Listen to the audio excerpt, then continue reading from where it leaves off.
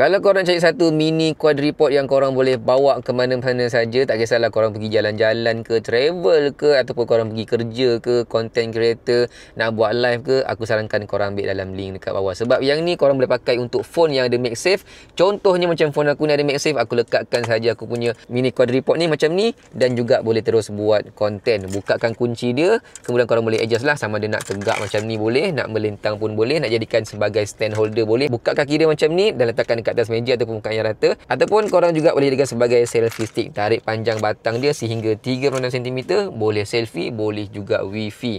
Ada juga satu remote shutter kat sini yang korang boleh connectkan dengan bluetooth handphone korang. Boleh letak dekat di punya rumah, boleh bawa keluar sejauh 10 meter, ataupun boleh letak dekat kaki dia ni ha. So bila korang nak tangkap gambar masa selfie sangat mudah, cuma tekan macam ni untuk tangkap gambar. Tak kisahlah selfie ataupun wifi. Katalah phone korang tak ada MagSafe, tak ada masalah, korang boleh ambil yang option bawah sekali, ada warna hitam dan juga putih, sebab dia ada bagi juga sekali dengan klip ni. Klip ni korang boleh bukakan dan korang boleh klipkan benda ni dekat dia punya MagSafe ni ha, macam ni. Pastikan korang klip betul-betul dan kemudian korang boleh masukkan phone korang yang tak ada MagSafe macam ni. Nak melintang macam ni boleh, nak menegak macam ni pun boleh. Ada sisiku dekat sini yang mana korang boleh alih-alihkan dia, sama ada nak menegak macam ni ataupun melintang macam ni. Dan juga korang boleh naikkan dan juga turunkan. Naik macam ni, turun macam ni ha. Mantap, serius. Harga sangat berbaloi untuk korang dapatkan.